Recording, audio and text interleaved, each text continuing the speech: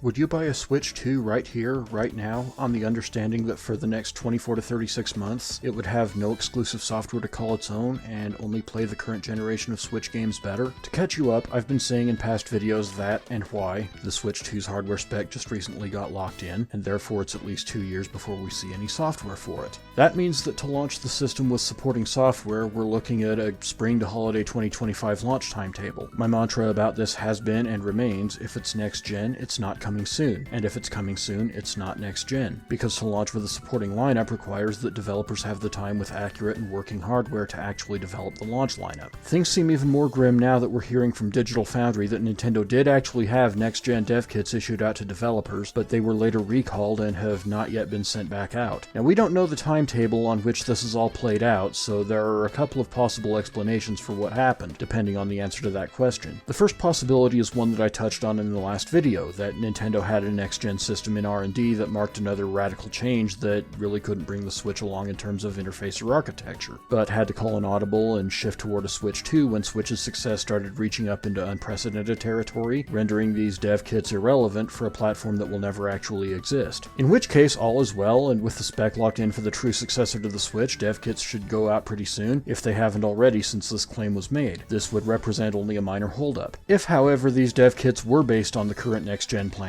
and had to be recalled for some deeper technical issue that Nintendo is addressing on an ongoing basis, development is completely held up, and that 2 to 3 year development cycle can't even start until Nintendo gets whatever issues they've run into with the Switch 2 ironed out. And depending on how long that takes, we've hit a worst case scenario and suddenly 2026 has entered the chat. Now, you all know where I stand on the issue of the next-gen timetable, but it's not for lack of consideration of other possibilities, one of which I explored months ago when we all knew a lot less about what Nintendo was up to. I've been revisiting that video a lot recently because it's starting to look a lot like the only possible way to get a Switch 2 in 2023 or 2024. Hear me out on this.